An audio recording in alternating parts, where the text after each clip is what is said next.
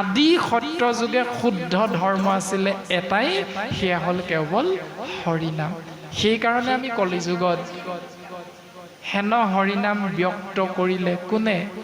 শ্ৰীমন্ত শংকৰদেৱে। সেই শ্ৰীমন্ত শংকৰদেৱৰ কৃপাধন্য হৈ, মহাপুৰুষ বঢ়াৰপো মাধৱদেৱৰ কৃপাধন্য হৈ দেৱতাসকলে চল কপট কৰি লুপ্ত কৰি থোৱা হৰিনাম ধৰ্ম ভগৱন্ত পুৰুষে কলিযুগত পুনশ্চ জীৱৰ কল্যাণৰ অৰ্থে প্ৰচাৰ কৰি দিলে।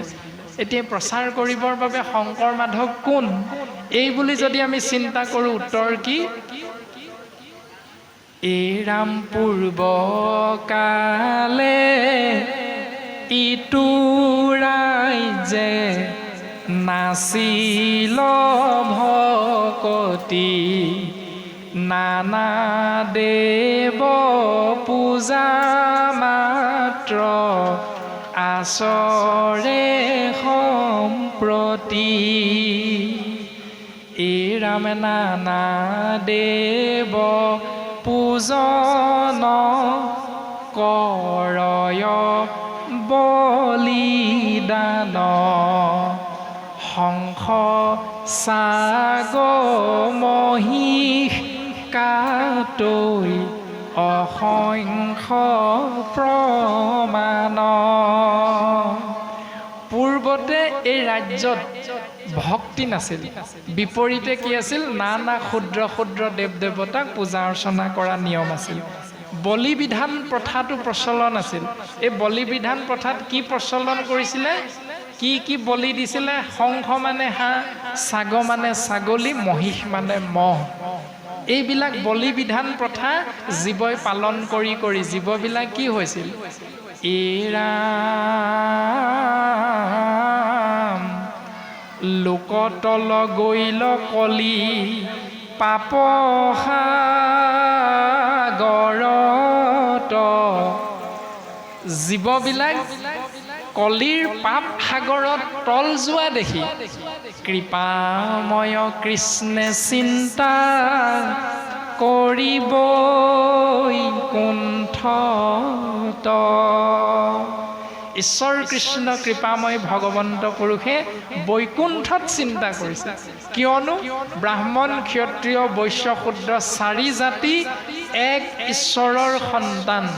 ঈশ্বৰৰ মুখ পদ্ম হন্তে ব্ৰাহ্মণৰ জন্ম হৈছে, বাহু হন্তে ক্ষত্ৰিয়ৰ জন্ম হৈছে, উৰু হন্তে আৰু চৰণ হন্তে বৈশ্য আৰু শূদ্ৰৰ জন্ম হৈছে। তেতিয়াহ'লে চাৰিও জাতিৰ পিতৃ কোন? এজন কেৱল কৃষ্ণ। এতিয়া সেই কৃষ্ণদেৱে চাৰিও জাতি ব্ৰাহ্মণ ক্ষত্ৰিয় বৈশ্য শূদ্ৰ তেওঁৰ সন্তানবিলাকে তেওঁক ভজনা নকৰি, তেওঁক আশ্ৰয় নকৰি ক্ষুদ্ৰ ক্ষুদ্ৰ দেৱ দেৱতাসকলক বলি বিধান প্ৰক্ৰিয়াৰ দ্বাৰা পূজা অৰ্চনা কৰি এই ভুল নীতিটো আশ্ৰয় কৰি নৰকগামী হোৱা দেখি ভগৱন্ত পুৰুষে নিজে বৈকুণ্ঠত চিন্তা কৰিছে। বাস্তৱসন্মত চিন্তা কৰি চাওঁচোন, এই ভটীয়া পাৰৰ নামগৃহ ৰাইজৰ কোনোবা এজন শইকীয়া বা দাস উপাধিধাৰী বাপৰ সন্তান যদি অঘাইতং হয়, বাকী সমাজৰ পিতৃ মাতৃসকলে, যুৱ বন্ধু যুৱতীসকলে সেই সন্তানজন অঘাইতং হোৱাৰ কাৰণে দুখটো কাক দিব? বাকীসকলে সমাজত সেই ল'ৰাজনক দিবনে তেওঁ পিতৃ মাতৃৰ ফালে দুখটো ঠেলিব? হেৰা, অকণমান আগতে যে বাইকখন বৰ ডাঙৰকৈ স্পীডত চলাই গ'ল, অকণমান আগতে যে তোমাৰ মোৰ আগত চিগাৰেটটো খাই ধোঁৱা উৰুৱাই থৈ গ'ল, অকণমান আগতে যে তোমাৰ মোৰ আগতে অভদ্ৰামী কৰি থৈ গ'ল, এই ল'ৰাজন কাৰ ল'ৰা জানানে? বোলে আমুকৰ। দেউতাক মাক দেখোন তেনেকুৱা নহয়। ল'ৰাজনৰ স্বভাৱ কিয় এনে হ'ল? স্বাভাৱিকতে দুখটো আপুনি মই পিতৃ মাতৃৰ ফালে ঠেলা মাৰি দিম। সেইকাৰণে ব্ৰাহ্মণ ক্ষত্ৰিয় বৈশ্য শূদ্ৰ চাৰিও জাতিৰ পিতৃ হিচাপে ঈশ্বৰে নিজে চিন্তা কৰিছে। আপোনালোকৰ বা আমাৰ এই পৃথিৱীখনৰ যি পুত্ৰ, যি সন্তান অঘাইতং হ'ব, সেই সন্তানৰ অঘাইতং অভদ্ৰামীৰ কাৰণে গাঁৱৰ বাকীসকলে হাঁহিব, খুব ভাল পাব। দেউতাক মাকৰ ভেম কি নাচাবা, পুতেকৰ স্বভাৱ এনেকুৱা, আৰু ভাল হৈছে, আৰু হওক। এই বুলি আমি উপলুঙা নকৰিম নে? নিশ্চয় কৰিম। কিন্তু তাক সন্তানক ভাল কৰিবৰ কাৰণে দায়িত্ব কোনে ল'ব? দিনে ৰাতিয়ে চিন্তা কোনে কৰিব? কেৱল সন্তানৰ পিতৃ মাতৃয়েহে চিন্তা কৰে। তদনুৰূপ বাস্তৱ পৃথিৱীখনৰ জৰিয়তে আধ্যাত্মিক পৃথিৱীখনলৈ যদি আমি সোমাই যাওঁ, ব্ৰাহ্মণ, ক্ষত্ৰিয়, বৈশ্য, শূদ্ৰ চাৰিও জাতিৰ কোনোবা এটা জাতিৰ যদি জীৱ বেয়া হয়, চিন্তা কিন্তু ঈশ্বৰৰ কৰিব। কাৰণ চাৰিও জাতিৰ পিতৃ হ'ল কেৱল এক ঈশ্বৰ। সেইকাৰণে লোক তল গৈল কলি পাপসাগৰত, কলিৰ পাপ সাগৰত জীৱবিলাক অধোগতি হোৱা দেখি কৃপাময় কৃষ্ণে চিন্তা কৰি বৈকুণ্ঠত, ভগৱন্ত পুৰুষে বৈকুণ্ঠত চিন্তা কৰিছে। চিন্তা কৰি কি কৰিলে? এই ৰামে ইটো লোক সমস্তকে কৰিতে উদ্ধাৰ। ইটো লোক এই চৰাচৰ ব্ৰহ্মাণ্ডত থকা ক্ষত্ৰিয়সকল বুলি নাই কোৱা, ব্ৰাহ্মণসকল বুলি নাই কোৱা, বৈশ্য বা শূদ্ৰসকল বুলি পৃথকে পৃথকে নাই কোৱা। ইটো লোক সমস্তকে কৰিতে উদ্ধাৰ। উদ্ধাৰ কৰিবৰ উপায় চিন্তা কৰি কি কৰিলে? অ শংকৰ মাধৱ ৰূপে ভৈলাও অৱতাৰ। শংকৰ মাধৱ ৰূপে বৈকুণ্ঠাধিপতি লক্ষ্মীপতি ভগৱন্তই ধৰাধামত অৱতৰণ কৰিলে। এতিয়া সেই দুজনা গুৰুৱে, আপুনি মই সেই দুজনা গুৰুৰ চিনাকি কেতিয়া পালোঁ? আজি ৩০ বছৰত ভৰি দিহে পাইছোঁ নেকি শংকৰদেৱ মাধৱদেৱৰ লিখনি? নহয়। আজি আপুনি মই ৪৫ বছৰত ভৰি দিহে ভাগৱত পঢ়ি শংকৰ মাধৱক চিনি পাইছোঁ নেকি? নহয়। কেতিয়া চিনি পালোঁ? শংকৰদেৱ মাধৱদেৱক চিনি পোৱাৰ আগতে আমি ঈশ্বৰৰ কথা এটা আলোচনা কৰিম। বিদ্যালয়ত যিদিনা নাম লগাইছিলোঁ, পিতৃ মাতৃয়ে যিদিনা নাম লগাই দিলে, বাৰান্দাত শইকীয়া, মহন্ত, গোস্বামী, বৰগোহাঁই, বুঢ়াগোহাঁই উপাধিধাৰীৰ শিক্ষক শিক্ষয়িত্ৰী যিয়ে নাথাকক কথা নাই, ছাত্ৰ ছাত্ৰীৰ উপাধি যিয়ে নহওক কথা নাই, বাৰান্দাত কিন্তু 10 মিনিটমান ঈশ্বৰক আৰাধনা কৰা পদ্ধতি এটা বিদ্যালয়ত আপুনি মই প্ৰথম শ্ৰেণীৰ পৰাই পাইছোঁ। প্ৰথম শ্ৰেণীতে যেতিয়া বিদ্যালয় বাৰান্দাত ঈশ্বৰক আৰাধনা কৰিছিলোঁ, নিজৰ নিজৰ মতেৰে ঈশ্বৰক আৰাধনা কৰিছিলোঁ নেকি? নাই কৰা। সকলোৱে আমি এভাগী প্ৰাৰ্থনাই কৰিছিলোঁ। এজন ঈশ্বৰৰ কথাই আমি তেতিয়াই জ্ঞানত লাভান্বিত হৈছিলোঁ। কি বুলি? অ ব্ৰহ্মা আদি কৰি জীৱ যত ৰাম ৰাম ৰাম ৰাম ৰাম মায়া সৰ্যামাজে আশ্ৰয় ঘুমতি যাই।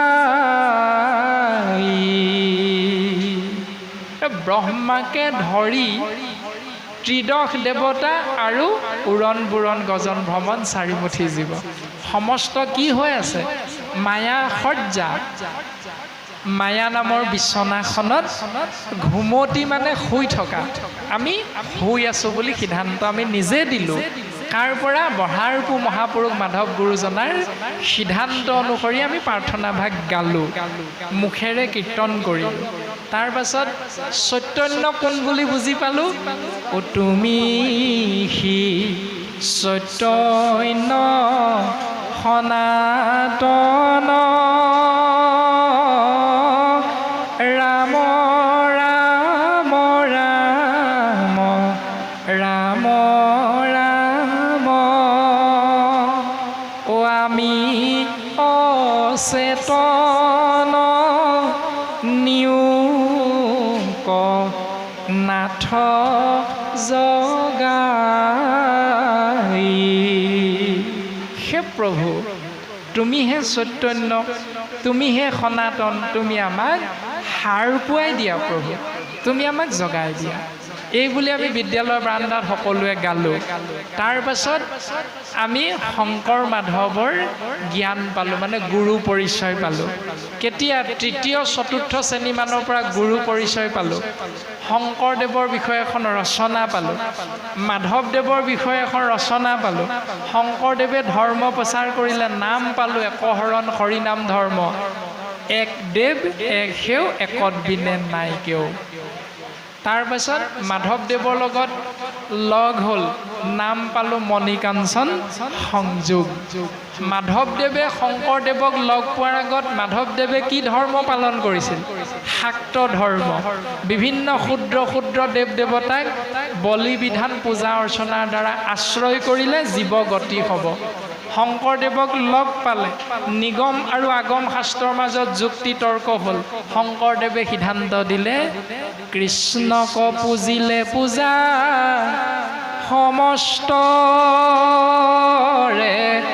হয়, পৃথকে পুজিলে পূজা কেহু নলয়।